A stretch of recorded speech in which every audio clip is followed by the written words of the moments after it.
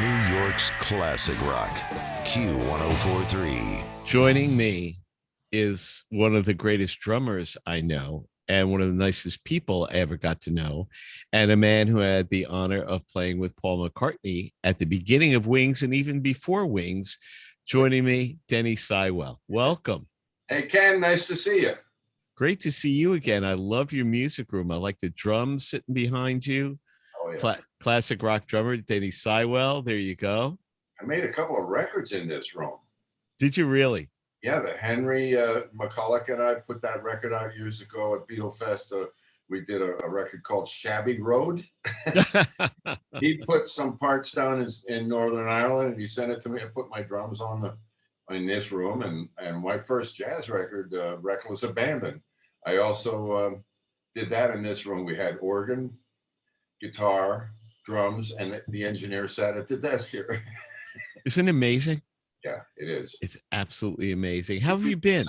Huh? How have you been? How's this year been for you? It's been weird. A lot of loss. We lost a lot of friends. Me too. The first one that comes to mind from New York, when the pandemic really hit, was Hal Wilner, who was a dear friend from Saturday Night Live. And Yeah. And Hal was I used to see him all the time. He spent some time in LA, and he had family out here too, and it was really sad. But yeah, it's been a rough year, and I just lost my brother-in-law, who was an artist and a great guy in France, and we couldn't go to be with him and stuff. It's awful. Yeah, tough year, but also some good things. I think the planet really needed that pause button pushed, and I don't think we're listening. No, not at all. Back to normal. Everybody's back to normal here in LA, and the traffic is just as horrible. And Yeah, we had a chance to when there are dolphins swimming in the Venice canals. You go, maybe that was the way it was supposed to be. No, never mind. We'll get back to it. So here we are. We call it the golden anniversary of an album that was really remarkable. It's a little album called Ram, Golden Anniversary, and this is pre-Wings. And my guest, Denny Seiwell, is playing drums on this. Do you mind telling the story? I know you've told it on Fest for Beatle Fans a lot and other places. How does a New York guy such as yourself find yourself playing with Paul McCartney in a farm in Scotland? How does this come together? It's ironic, isn't it? Yeah, yes. I'm a small town kid from Pennsylvania that started my career in New York. Got very lucky. Went from the jazz clubs to the recording. I caught on quick, and I believe it was because of my background in Latin music and Brazilian music, the straight eight beat. What made it? It was during that time, and an interesting time in America where pop music was filtering into the modern day culture of everything, TV commercials and all that. So anyway, because I played it straight, I got these rock gigs, light rock gigs, and my first record I made was with a guy named John Denver. We did a record called Take Me to Tomorrow. I caught on, and I worked my way up, one of the 10 top guys in New York. And when Paul came to New York to look at drummers to make an album, he got a list of these 10 guys, and my name was on that list. So I wonder who compiled that list. Did you ever find out? Barry Kornfeld. He was a folky guitarist that had his finger right on the pulse of the scene right there in New York, and he and Paul were friends, and he got a list of guys, and Paul said, "Hey man, would you come down and play?" Well, actually, I get a call from my service radio registry, Judson 28800. Not that you remember. And they said, "You just had a date canceled, but Barry Kornfeld wants you to do a demo for him at such and such an address." And I said, "Wow, there's not even a studio. That's like a brownstone way over between 9th and 10th Avenue." I said, "That's a dangerous neighborhood. I don't like this." And so I said, "Okay, I'll do it."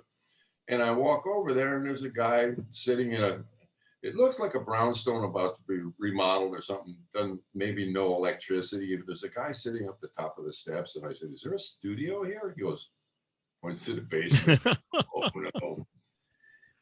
So I go down the steps and thinking the worst is going to happen. There's Paul and Linda sitting over in the corner. And I said, "Hey, you Paul McCartney?" He said, "Yeah, I know." I said, "What's up?" And he said, "Well, we're here to make a record, and I'm looking at some drummers. Do you mind playing for me? And there was a kit set up in the middle of the room, dirt floor. And I said, Dirt yeah, fine. floor. Yeah, it was a dirt floor. There was nothing down there but a couple of folding chairs and Paul and Linda and a set of drums. So I said, yeah, okay, yeah, but you got a guitar or, something? Yeah, let me play with you. Yeah, and then he said, no, just you. And I went, Just play to no music. kind of weird, but I said, well, I guess if you can't get it on by yourself, you can't get it on with somebody else.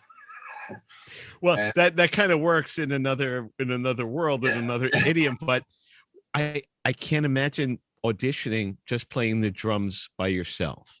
oh, it was easy. I mean, we were having a ball. So when I said that, I got a glimpse of his character, and he liked it. I liked it. He liked it already. I said, "Oh, this might be fun." So it wasn't a really stiff thing like, Right. This is the biggest guy in the world musically. And we started having fun. He said, "Yeah, just play some time for me."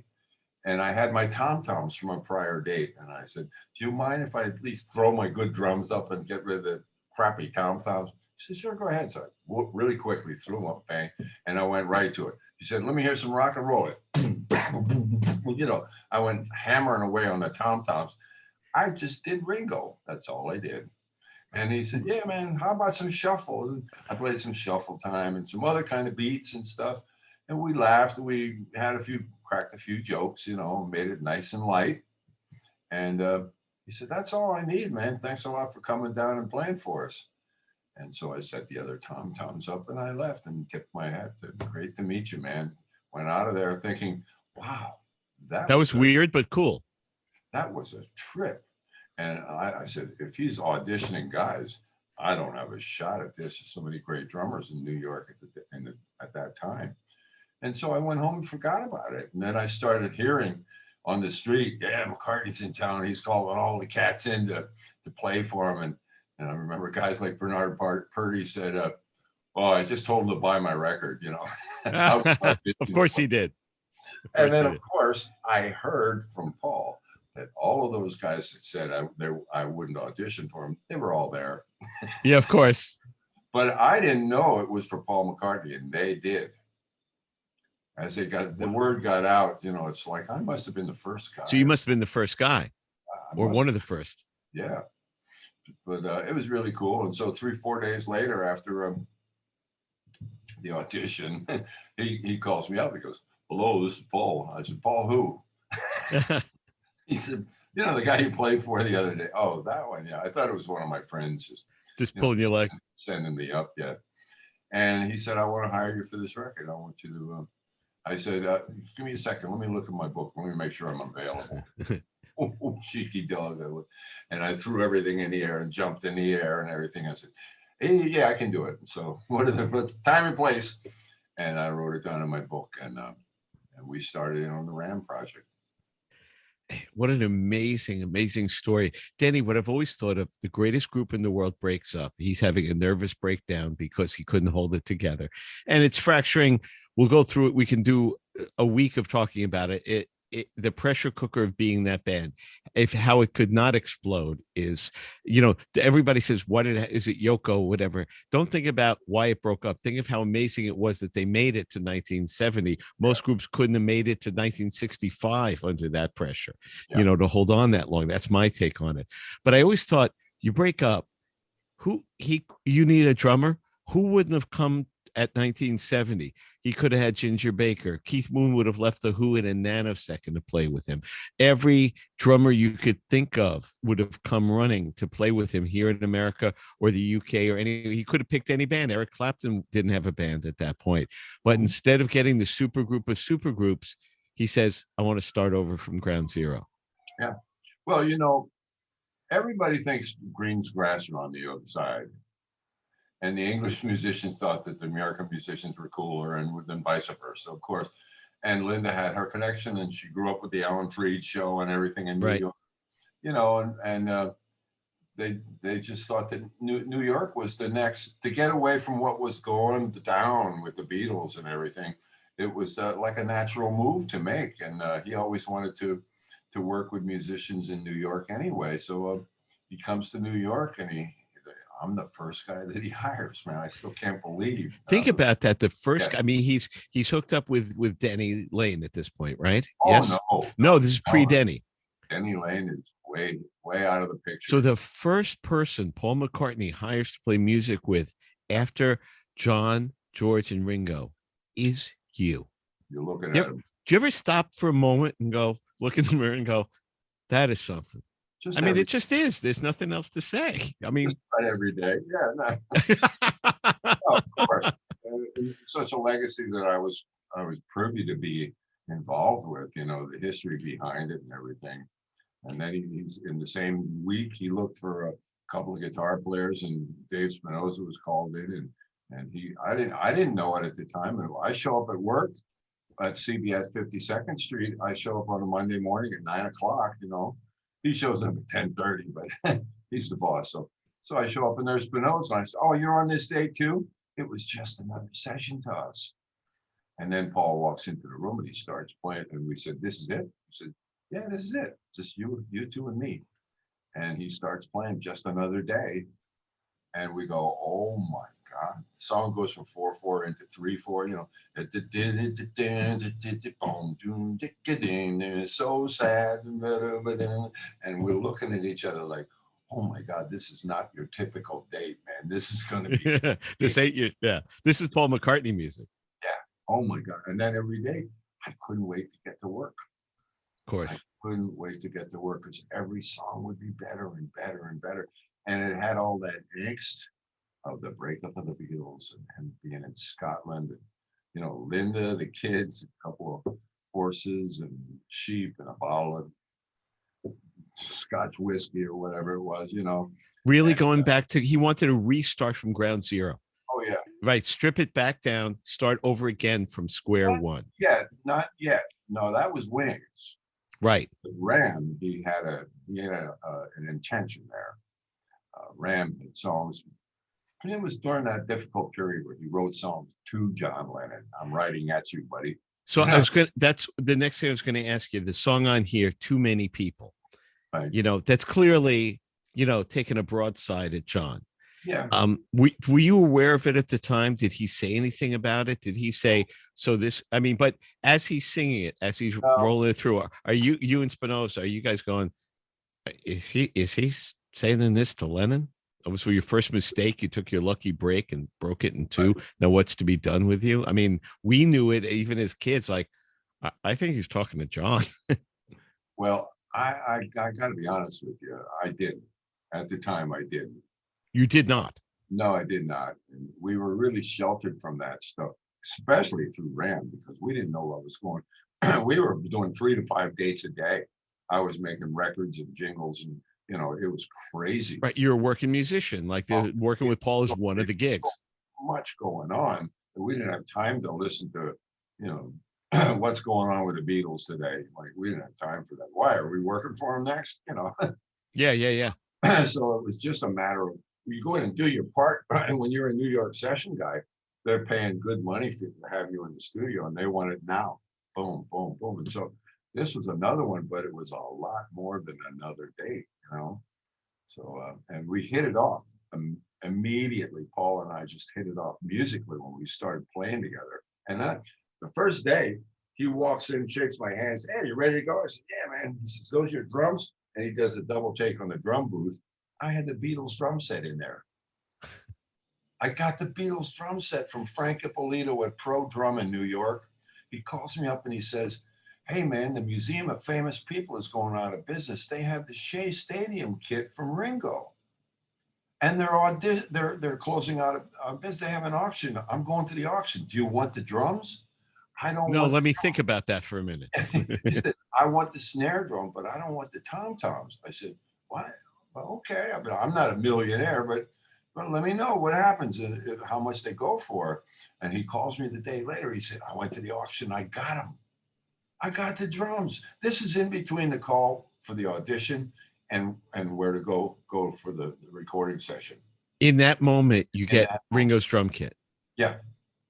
Well, you know, this continues the legacy of the Beatles of beyond coincidence. where every single thing in their lives, from that meeting in the church ground of John and Paul back in July of '58, every little thing, every moment just builds and builds. When we did the Beatle Fest in Liverpool, and they took us over to that church, and I took a picture. I was with Mark Hudson and Joey Mullen and those guys, Gary Van Sciac and Earl Slick and I. We had a band. We played the Court Theater. So they took us on the Royal Tour, and we're in that church, standing on the spot where Paul and John met for the first time. We all put our feet around the circle, and we took a picture of the floor. It was tremendous.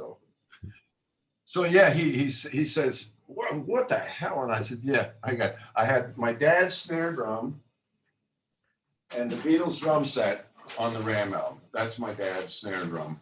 It's so that's the snare drum from the Ram album. Yep, and also on Ram On. Oh, that's great. Now, it's like great old meaty Broadway engraved hoops. It's really an incredible drum, and with the Beatles Tom Thompson bass drum, and that was what I used for the whole album. I mean, it's funny when this album came out, the critics were like, well, obviously he needed John to do it. And they said the same thing for Lennon. And, of course, and now you look back on it and it's absolutely brilliant. I mean, the shot to John, Too Many People, but Ram On, Dear Boy, and the giant hit, Uncle Albert, Admiral Halsey, that's as Beatlesque as it gets. Heart of the Country, Smile Away, Monkberry Moon Delight. The vocal performances on that record were stellar, just absolutely stellar. Everything I'd ever heard. And the production. It's funny. I read an interview. Paul said when the critics knocked Uncle Albert, Admiral Halsey, and said, "Oh, he's just recycling his Beatles stuff," and he said, "I really got hurt." He says, "Oh my God, am I doing that? Am I just redoing the Beatles here?" And he said, "It took me a long while to go. Wait a minute, I was in the Beatles. It's okay if it sounds a little Beatley. I was in the Beatles. It's okay if it sounds a little Beatlesque." Yeah. Brilliant. Yeah. Brilliant. He patched together different ideas. The thing about Paul that I noticed, and John did too, if you didn't have an overarching theme, you could put together pieces of different time signatures, different elements, and they just had this innate sense of what will sew together. As we like clipping together cables. Well, this cable won't fit. Well, it will if you put it in this way. They had a sense. Why does Uncle Albert, Admiral Halsey, the song stops? Dun, dun, dun, dun, dun, dun, Admiral Halsey. How does that work? It does. I can't explain why this ballad of We're So Sorry, Uncle Albert suddenly switches into this maritime story. But we all sit there and go, yeah, that's exactly how it should be. Well, he always gave you something that you didn't quite understand. I love that about him. It was so brilliant. I'm not just going to give you what you want me to give you. I'm going to give you something that you don't understand. And Ringo, to this day, oh yeah, you probably did that in one take. I said, yeah, we did. As a matter of fact, we didn't. It wasn't Uncle Albert and Admiral Halsey and splice them together. No, it was one take. I never knew that. Are you serious? Yeah. Sure, I'm serious. serious. Changed on the fly? Yes. No, it was all rehearsed. In fact, that was the only song that took longer than one day to record. Because it started with Dave Spinoza, and Dave was a little too. How do I put this? I love Dave, and I love Dave too. He likes to have a lot of fun. He's very loose, and I don't think Paul was used to being around people as loose as he was. Like on the way into the control room to listen to a playback or something, he might pinch Paul's ass, Right. I mean, just Paul McCartney, like you could have security around you. You could wear a king's garment or something but to Spinoza, he was just another guy I'm making music with. And we had Paul, he was a little freaked out with Dave. and then so Hugh McCracken, Paul asked me, is there someone else? Dave's, he's right, but he wanted to try another guitar player. So I suggested Hugh, and Hugh came in, and we did Uncle Albert with Hugh. He's on the actual recording. But he played some brilliant parts, but it was all done and rehearsed during the day, and it was all done one song, not I too never knew tall. that. Unbelievable. Yeah. I mean, it's unbelievable. And by the way, so Denny has this project out now for the golden anniversary of this album called Ram On. Mhm. And which one of the songs here? Why'd you do it? What was the feeling for this? This guy Fernando talked me into it. He was a Beatle guy. I mean, a fan and an engineer and uber talented musician himself. And I kept seeing him at different functions around town. And Denny Lane was playing here in LA, and he asked me to come out and play "Live and Let Die" at the end of his show, just as a kick, for the fans. And I did. And Fernando was there, and he hit on me. He said, it's the Ram album. It's going to be 50 years old. I went, what? And he says, yeah, it's going to be 50. He said, I'm in a generation. There's two generations of people, the 40s and 30s and 50s. It's different generations. That record was their favorite piece of music, not just Paul's solo career, their favorite album, period. And it meant so much to them. And it'd be great if we got together and did a tribute to an album that meant so much to so many of us. And I thought, that's a pretty good premise. And rather than go and get all my heavyweight friends that I made records with and acquaintances and play with once in a while, to do that, to sell more records and what have you, I thought, this is a better premise. I'm going to let him go with this. So he calls me up to the house. And he says, I just put down a track, Too Many People. And some people never know. Would you want to come up and just see how it works? And I'll put some drums on them. And I said, yeah, I can do that. So he's 8 minutes up the street to his home studio. I drive up there. He's got a beautiful old set of Sling Linder, all mic'd up. I throw some of my cymbals up, put my dad's snare drum up, and he turns it on. And in one take, I played Too Many People. And he's just sitting there in such amazement. I mean, here's the original guy playing the original stuff, and it sounds like the record with different singers. And then we did Some People Would Never. Now he's ready to do the album. He said, let's do the whole thing. And so I said, well, wait a minute. That was one thing, but if you want to do the whole album, I'll tell you what, let me talk to Paul. So first thing I do is I get a hold of Paul, and I said, hey, all of these young indie rockers and Gen X guys, I don't even know what you want to call them, but they really want to pay tribute to this brilliant record that you and I made. And how do you feel about that? He says, go for it, man. Have some fun. And I said, okay, man, you blessed it. So here we go. Call Fernando up. And it was during the lockdown, too. It would just be me and him in his studio, masked up. And I'd go and I'd cut a couple of drum tracks, which to me, I do them at Beatle Fest when I do it. My Ram clinic, I play along with a CD. It was a piece of cake. And I love doing it. I'm smiling while I'm playing, Do you remember all of the music sure. that well? You always have. I mean, in your heart, does it stand up there with all the work you've done? Always. Yeah. And it's one day I went up there. He said, look, this pandemic is really getting dangerous. Why don't you come up and plan to do as many tracks as you can in one day? Because in case we can't ever do this. Yeah. Yeah, in case. So I said, good idea. So I go up there. I did 8 tracks in 3 hours. And a lot of times what we did was you can't play along to a click track for Uncle Albert. Because it moves. It's constantly moving. Tempo changes the same with backseat of my car. Yeah. Long-haired lady. So I said, I'll tell you what, just play the CD and I'll play along with the CD and I'll match the drum parts and then you can build out from there. And so I did 8 tracks in 3 hours one day. And it sounds just like the record because the original guy is doing the original drum part. Right. And all these other singers who want to interpret it did on top of it.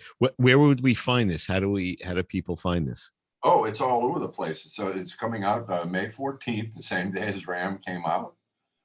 It's on Cherry Red Records, which is now called Spirit of the Unicorn. And I guess it's going to be everywhere, but I know that they're ordering. I wish I should have the. Okay. Well, I'll tell them to look for Ram On, look for you. Yeah. Denny Seiwell, my guest today. This is the golden anniversary of Ram. I keep finding surprises on this album, Denny.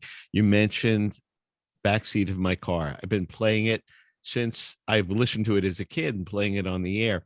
And it was past year, one morning on Breakfast with the Beatles on Q104.3. I'm playing backseat of my car, and the line hits me suddenly after all these years. We can make it to Mexico City. What is that? I'm trying to. That's the cover. Got it. It doesn't really show up very well. I can get it. I just keep thinking we can make it to Mexico City, and it hits me. Oh my God, he copped the Mexican hat there. We can make it to Mexico City. Like Paul, like that's him. I didn't even hear that the first time. Well, he had a bit of that in him, let's say. But you know what was another trip during those sessions that you brought it up earlier, that I was the first guy that he hired to make music with him. Well, there was do you know a track called Rode All Night? No. Oh, oh, come on, Ken. Tell me. Yes, you got to get this. It came out on as a bonus track on the box set a couple of years ago. And it's me and Paul jamming in the studio one day, where he comes out, he went for lunch and he went his own way for lunch and comes back to the studio. We figured the engineers started packing up so the mics, it must have been a weekend or something. So the studio is not quite set. He comes back from lunch and he picks up the Firebird and starts going, ding, ding, ding, ding, ding, ding, ding, ding, ding, ding, and I'm slamming away and we're just jamming. And he starts singing. He's making up this song in the middle of the jam. He says, I rode all night till I finally hit the daybreak. I went, whoa. And then he repeats it. I'm saying to myself, oh my God, this guy is singing. He finally has people that he can play with other than the Beatles. That's what it meant to me. He needed a comfort song. He can always do it himself. Like you said, in the barn, the first album, it's him playing everything. But the joy is having other people around him. Now he wanted, when moving to, as we get to Wings, he wanted a band, right? He wanted the interaction. He didn't, my sense is always, he didn't want a bunch of guys that he tells them what to do and they execute it. He wanted your input. He wanted, Paul, what if we did this? Is that exactly what it was? What it was he didn't want Paul McCartney and Wings. We were not Paul's band. We were Wings, the band Wings. Got it. We were all part of the creative effort. I mean, if we didn't like a part of the song, we'd say, well, I really like that. Can we fix, change that line or that feel or whatever it was. That's what he wanted. And he opened the door for that. And when we came to mixing, we were all there at 3 or 4 in the morning at Abbey Road, grabbing a handful of faders, mixing the track. And if you blew your assignment, we'd have to do it over again. But it was a full-on commitment. And everybody in that band was in it for the one reason only. That was to make great music. Can you imagine being Paul McCartney in 1970, 71? And what you want is not to stand on that mountaintop, but to go find a bunch of climbers, a bunch of hikers that you love and have confidence in, and go get your ropes and go climb it all over again. And I get it. But when you could just sit back and go, hey, I'm Paul McCartney. I've written more, I've had more hits than everybody you can ever see. Go, no, I want to start over. And I want somebody to tell me, that's not good. Or we could do better. That's the thing I felt he's always been looking for. When we talk about Lennon, he's always looked for the guy anybody can tell him I don't like it, but it's got to be somebody he trusts to go, that's not the best. He has to have the trust to go, okay, let me work on that. That's hard. And but he did it. We lived together as a band. We traveled together as a band. We breathed. I mean, Paul drove the van when we went on the university tour. So let's take everybody back. There are many people who this is the first time they're hearing you or met you. Please tell the story of your first trip to go to Scotland to get to the farm for Paul and Linda to record. This is one of my favorite stories in the world. Again, Denny from Pennsylvania, New York session guy, is going not to not to Edinburgh. He's going to a farm in the middle of nowhere in Scotland. Please continue. So Paul calls me up after Ram's out a couple of months, and we're doing great on the charts and everything. He said, would you and your wife like to just take a vacation? Come on over to Scotland and hang out a little bit. And I said, yeah, vacation sounds like a good idea. I was working hard.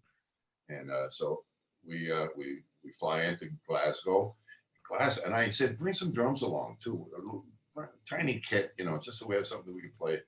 He didn't tell me he had Ringo's kit up there at the farm, but anyway, I'm schlepping a set of drums. We got a suitcase for the two of us, and a tiny little set of Black Gretsch jazz kit. And so I get to Glasgow Airport, and they said, "What are you doing with these drums?" I said, "Well, I'm going up to visit my friend Paul McCartney, and we're gonna, have a vacation, but we're gonna play some music probably." And he says, they didn't like that, so they weren't gonna let me in because so many rabid fans try to get up there to see him and stuff. So I said, "Look, man, I got the invite. Here's this number. Why don't you call Paul?" They called Paul, and Paul says, "Yes, I want this guy in. Let him into the country. We're not doing any work or anything. We're not doing anything illegally." Well, we were, but we weren't. And before you knew it, there was a van there. I threw the drums in. Monique and I jumped in the van, and we went down to the town, Campbelltown, and stayed in this hotel where you had to sleep with a hot water bottle between your legs. I mean, it was really funky. And next day, I rented a car, and I rented a little Hillman. And first time driving on the wrong side of the terrifying. So we go up to I said, "I know how to get to this one area where Paul's farm is supposed to be, but how do you get up to Paul's farm?" There was no addresses or right. Yes, farmland. Yeah. So they said, "We'll go up to this farmer's house and honk the horn. He'll come out and ask him which lane that you take to get up to Paul's place." And so we get up there, and I finally find this farmer's house, and I honk the horn. He comes out, I think it was Ian McDougall or something like that. And I said, "Excuse me, sir," but it was dusk too. It was spooky, I was out in the middle of nowhere, man. All you hear is sheep and cows. And Ian comes out. I said, "Could you tell us how we get up to Paul McCartney's place?" He goes, "Oh, hi, lady. What the? Excuse me, sir. Oh, I let you take the wee cottage up the briar, I said, "What the hell does that mean?" He says, "That road there, "Oh, okay," pointed. So there's not a road. It's like tire tracks, and there's sometimes big boulders in between them. I took out a few oil pans on a few. They would not rent me a car anymore. So finally I bought an old 1953 Army Jeep, a Land Rover, with the canvas thing on the back and everything. That's how I used to get up to Paul's place. And I knew where the rocks were to avoid them. So I don't know if I ever shared this, folks. Denny and I are both golfers, and I have not gotten to Scotland yet, and I'm ashamed that I haven't played, but I played in Ireland, and my wife Jane rides horses, so she would drop me off at a golf course. She'd go ride horses and pick me up later. And one time I had to drop her off, and I was going out. We're outside of Donegal, and I'm going up. It's northwest Ireland, this place called Carn on the edge of the island.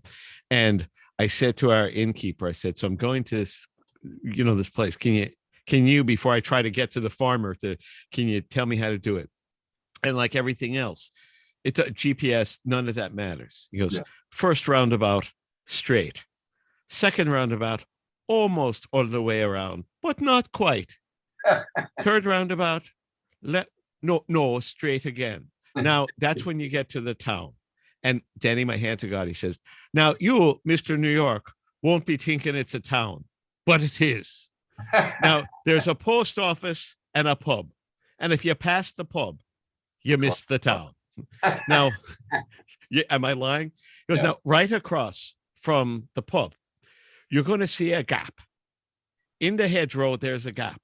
Again, Mr. New York, you won't be thinking that's a road, but that's the road you'll be taking." And I would never in my life have driven a car brushing the hedges on each side.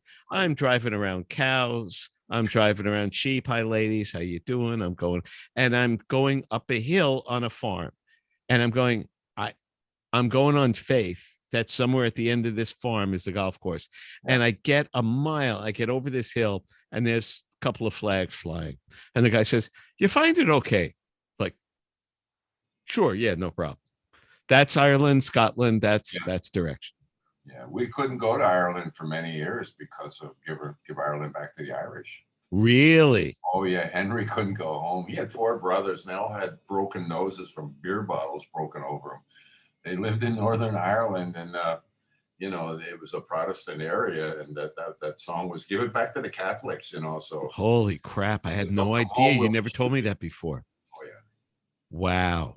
And when I finally went back there, I went with a world classic rocker group with Bobby Kimball and Billy, Bobby Kimball, who was the bass player, Nick St. Nicholas, and Denny Lane went along, and Yeah. there was a bunch of us from different bands, and we went over to play one night in Ballina. Okay, we don't need to talk about that. Yeah. But that was my only time there, and I loved it. Had a great time in Ireland. Yeah, you learn how to play with wind. It's a new at playing Scotland. Our friend, mutual drummer friend Simon Kirk. We were playing golf once, and it was really blowing. And I said, "Man, it's some wind." And he said, "I'm from Scotland." Yeah. Oh, he goes, as we say, if you hay no wind, you had no golf. Yeah. Like, got it. Again, like he starts out with a band without a super group, and instead of calling one of the big concert bookers and going, "Hey, book the Oral Court or book Madison Square Garden," Right. he rents a bus, and you guys just get on a bus and go to universities and knocks on the door. Goes, "Would you like a concert from Paul McCartney?" Wrong. Not even a bus. A 12-passenger transit van. Paul drove half the time. Wives, kids, dogs, a few farts. I mean, it was down home funky, man. We had a little Hertz or an Avis truck where the gear was in, and Ian and Trevor, our two roadies. That was the whole show. He wanted it back to square one. Oh, originally he wanted to go to Brazil and do it in horse-drawn carriages. Are you serious? I'm serious. He talked about this, and man, I don't know about that, man. I love Brazil, but Jesus. But anyway, he said, "Come on, guys, let's go on the road." Okay, figuring a couple months from now we'll rehearse it up and we'll get ready. No, he says, "No, next week we'll go on the road." So he says, "Come on up to the house, and we'll leave from the house, and we'll just go north and play." So I get up there, I take a cab up Paul's house. We're standing around out front. He says, "Where's Monique?" I said, "What do you mean?" "She's at home. We're going on the tour." He says, "No, she's coming with us." So Paul picks up the phone. He calls Monique. He says, "What are you doing?" She says, "Nothing. I'm just sitting at home waiting for you guys to hear how it went." He says, "You're coming along. Pack a bag and get up here." So she has to find somebody to take care of our cat and everything. And she gets up there. As soon as she shows up, man, we're all hop in the van and we drive. We drive up north, and he stopped at the Nottingham, the university, and he pulls into the student union, and he says, "Let's send somebody in to see if we can play there tonight." So I forget who went in, but we said, "Is there any place we can play tonight?" And the students are having finals. I don't know if it's good that he said, "Well, you got Paul McCartney out there in the van." Sure you do. Sure you do. So we drag him out, and Paul goes, "Hey." And oh my God, I said, "Yeah, you can play here tonight." And then the roadies would set up the gear and put posters up around the campus, and we'd go look for a hotel. And some of them were doozies. Some of them were just 1- and 2-star hotels. Oh my God. In fact, you'll get a kick out of this, but Paul was having an argument with one of a bed and breakfast that we stayed in. And he was having an argument over the guys I forget what it was, but it was meaningless thing.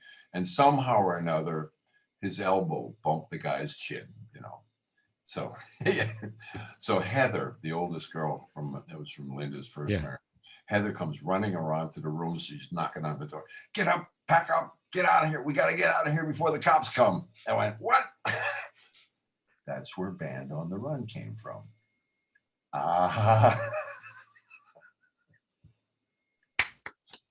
Yeah, brilliant, eh?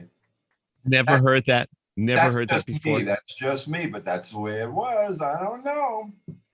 I totally makes sense to me. Of course, he wanted it to be organic. Yeah. He didn't want to do Sergeant Pepper's Part 2. It's so obvious with every story that I want to strip away.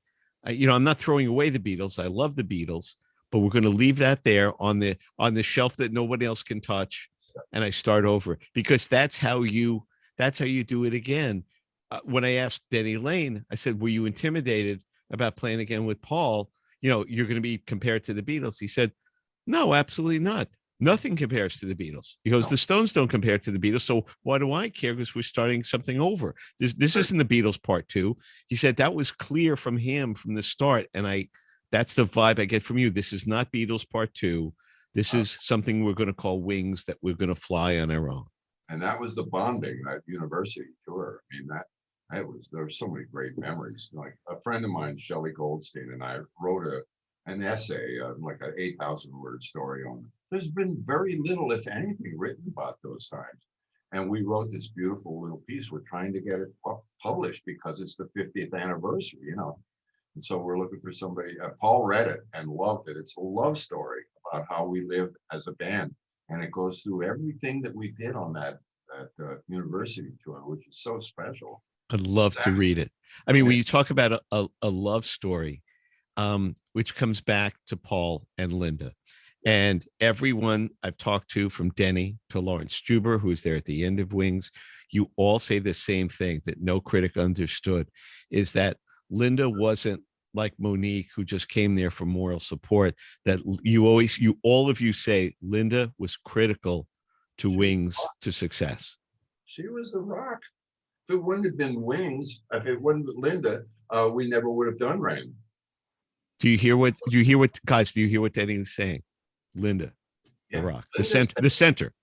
Paul would have just stayed up there at the farm and, grabbed a bottle of Scotch whiskey and just, had his wife, his kids, his animals, and just let that whole Beatle breakup thing pass, and he would have just sat up there and wrote it out. And she says, come on, man.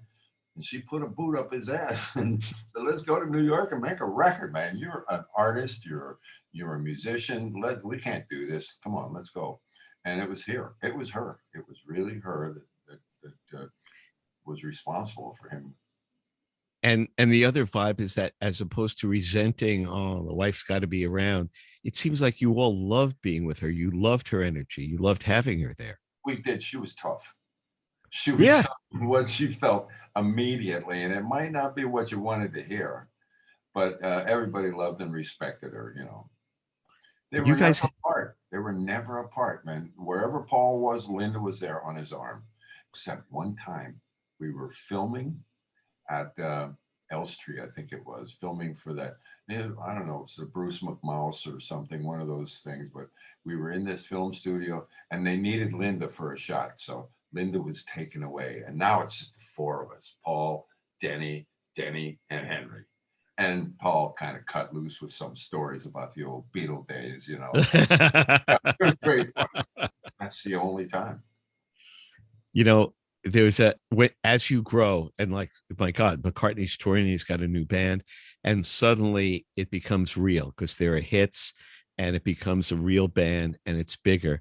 And you told this beautiful story about being on the bus, about going to the first big gig. Would you mind sharing that? Oh yeah, it was Linda. I mean, God bless her. She did the best she could do. I mean, to go from not being a piano player to go on stage with Paul McCartney and 20,000 seaters. Of course, we had the prepare tour, the university tour to prepare for it, but she was nervous, and who wouldn't be? How's the world going to look at me? And so we got to, I believe it was Arles, the first gig in the south of France, and it was an open air amphitheater. And on the way, I sat next to her on the bus or something like that, and she kind of cried on my shoulder a little bit. She was scared, and I said, "Well, it's a little late to be scared now, but you're gonna do fine, and we need you, you need us. Come on, let's pull it together and go do it." So anyway, that was that. It was a very poignant moment in time. But I don't think she wanted to be in the band, but Paul needed her to be in the band, and that was her place. And so she accepted it and did the best she could. And, in the end, when you think about Band on the Run and the songs that he did, her little synth part, da da da da da da da da da da da. When we see her, she got huge applause every night that I ever saw Wings when she played that part. Sure. And the vocals, I mean, the harmony was the harmony. That was the sound of Wings, was Denny, Paul, and Linda. because well, right after she died, I talked to Paul a lot during that whole ugly period, and I went over to see him, and I said, what do you think about doing a little reunion to benefit Linda's food company or something? And he said, that's a great idea. Let's talk to the guys. So why don't you talk to the guys and see who's into it? Anyway, I talked to everybody. Everybody said, yeah, let's do it. So I called Paul up and I said, everybody's into it. What do you want to do? And he said, well, on second thought, I've been thinking about it. Having a Wings reunion without Linda would be like having a Beatles reunion without John. So we just dropped the idea. And right on. Yeah. I mean, you're both right. A tribute concert would be wonderful, and he's absolutely right. It's not a band member; it's my wife, and I'll just cry and look at where she would have been on stage all night.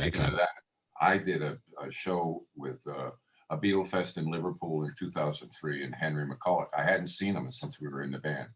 Henry was on the bill, and Henry and I are playing at the Court Theater with a Wings cover band. So we're playing My Love. And Henry played that solo more beautiful than he's ever played it. And he and I are streaming down tears. Linda's gone. It's years later. And here he is. That was the thing that broke up, that made Henry leave. Paul wanted to play that solo the same way, the iconic solo. Don't ruin it. Play that every time. And Henry said, I can't do that. And that's one of the reasons why Henry left the band. It is the iconic solo. Da, da, da. Oh I mean, God. you can't improve it. No. And I don't think he's ever played it better than that night. I'll never forget it, man. Yeah. Wow. So, Danny, thank you so much for this.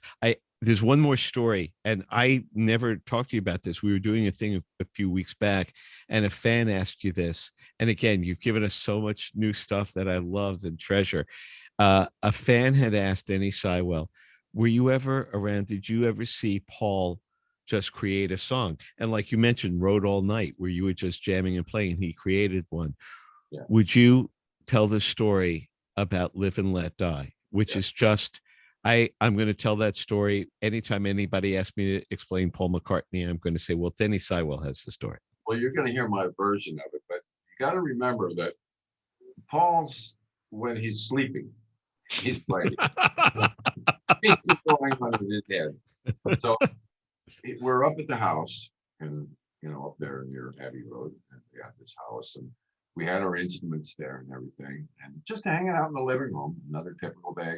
Linda makes a cup of tea, perfect, and he said, I read they asked me to write the next Bond theme, and I read the book last night, Live and Let Die, and so I got to write the theme for it. So he walks up, saunters over to the piano. Saunters, great word. I read the book. It's Jamaica. It's chase scenes. It's all this stuff. So he said, chase scenes, James Bond. Let me see. Tap, tap. Bop, bop, bop. Bop, bop, bop. Bop, bop. Whoa. Da, da, da. Da, da, da. Bum, bum. Boom. Right off the bat. Right off the bat. So it was in his head. Then he said, no, I need a melody of good. When we were young. So he writes this little melody.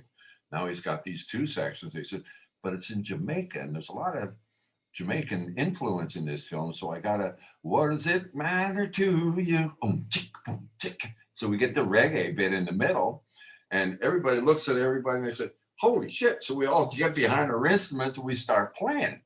So he starts singing and playing, and within 15, 20 minutes, we kind of had it was ready.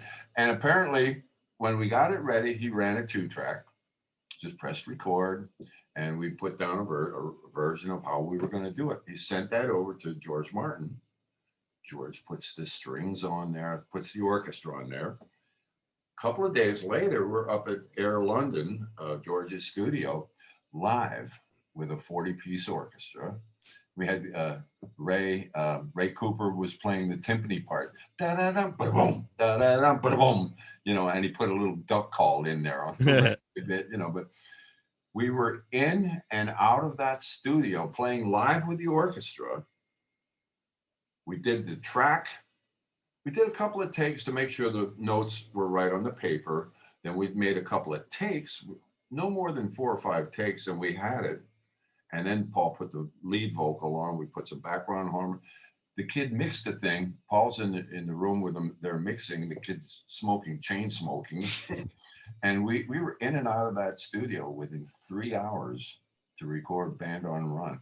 People spend more than 3 hours to get a drum sound. Yeah, it's just set up, just to set up the equipment. I mean, I'm not. Yes, I love the Beatles and that, but I'm a music fan. I'm a giant music fan. But I mean, there are just certain people, Mozart, Beethoven, Gershwin. There are people who are born to this, that it's not about, you could study your whole life. Like you said, it runs through him like the blood in his veins, like the breath in his body. Music flows through this guy. People have a hit and they spend the rest of their lives looking for the second. Or I have no friends here in New York who've written 200 songs and 7 were bought and 3 got recorded and they're still trying. And the next one will be around the corner. And this guy's drinking tea and goes, oh yeah, I got to write a Bond theme. Yeah, here. It just, you can't explain it. You know, it just is. Denny Seiwell, thank you so much for your time. This is so enlightening. I love it. This album, The Golden Anniversary. I love this guy. He's really a good guy. We have known each other for a long time. And I love the service you're providing, because we got to keep this music alive. We got to keep the Beatles alive. We got to keep, they changed the world. And I was a part of that, man. And you're a part of it. And all the fans, we're all a part of it. It's a responsibility of beauty. It's there's so much negativity, there's so much anger in the world, and this music is pure beauty. And that's the thing that why it lives, why it champions all through this pandemic. In the year of 2019, of 2020, I could have played the same 10 songs every week on the Beatles show. Let It Be, It's Getting Better, Beware of Darkness, Here Comes the Sun. Over and over, these are the comfort songs that ease our soul. The last time Paul played at the Garden, I walk in with Jane, and this 14-year-old girl comes running up to me and says, are you Ken Dashow? Like, yes. Hi, I listened. We came to one of the breakfasts of the Beatles and saw you. She said, I can't believe I'm here. I said, you have to email me after the show. Email me tomorrow. Tell me what you think. And she said, before he's even come on, this is the greatest moment of my life. Yeah. And this is a 14-year-old child. And I thought, you know, it's not a 20-year-old, a sexy 20-year-old with his shirt off. It's not a girl dancing, shaking her butt. This is a guy who is well lived, who looks fantastic, who looks better than you or I do. I mean, amazing the shape he's in. But this music is not old or it's golden. This is the definition of timeless. It just is. Yeah. Yeah. And when the first time we recorded Ram, I looked at Dave and we knew in our hearts that 50 years from now, people were going to be listening to this music. And here we are. I said, you know, again, just talking about drummers last time when Peppers came out, the anniversary of Peppers. Right. And Ringo, Ringo called in. I said, I know we always said, oh, this will last. This is great.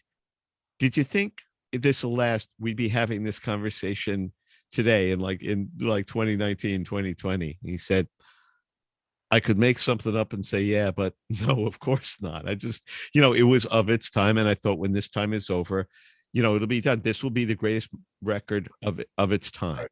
Yeah. I didn't know for the rest of my life. And hopefully, and I said, and more. He said, I've come to realize that now. He goes, I always thought it was great. And everyone I knew thought it was great. And I thought that was great when the next generation told me it was great. But now when the third and fourth generation tell me it's great, you start to get the fact that maybe it was really great.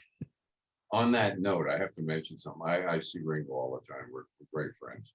I saw 8 days a week, and I was like blown away because I'd never seen him play like that. I mean, what's his name? The producer, Happy Days guy. I mean, he found stuff that nobody else has ever seen. That really meant Ron something. Howard, video we've never seen. Yeah. And I'm telling Ringo, I'm saying, I heard you play like I never heard you play before. And I was just showering him with one drummer talking to another one, because he always got the dirty end of the sticks. Nobody thought he was a great drummer, except other drummers. Yes, everyone said yes. Yeah, and so I'm showering him with all of this that I'm feeling, and I see him welling up. I see him welling up. It was great. Yeah, Denny, as I always said, as fast as and skilled as Neil Peart was, may he rest in peace. Buddy Rich, the greatest there are, that we accolade in terms of technique. Listen to Lovely Rita. See if there's a better fill that you can think of other than boom, boom, doo, doo, boom, ba-doom. Ask any drummer in the world, where do you come in on Here Comes the Sun? Name another drummer that would come up with the pattern on Come Together. It's the most brilliant thing I ever heard. Is it the fastest thing you ever heard? Do you need 24 drum heads to do it? He was musical. He played to the song. Ringo is still tops and everything that I did with Paul, I was thinking, how would Ringo do it? I'll leave it on that. Denny Seiwell, thank you so much. Go find Ramon. I love you so. Continued success and good health. Thank you, Ken. New York's classic rock, Q1043.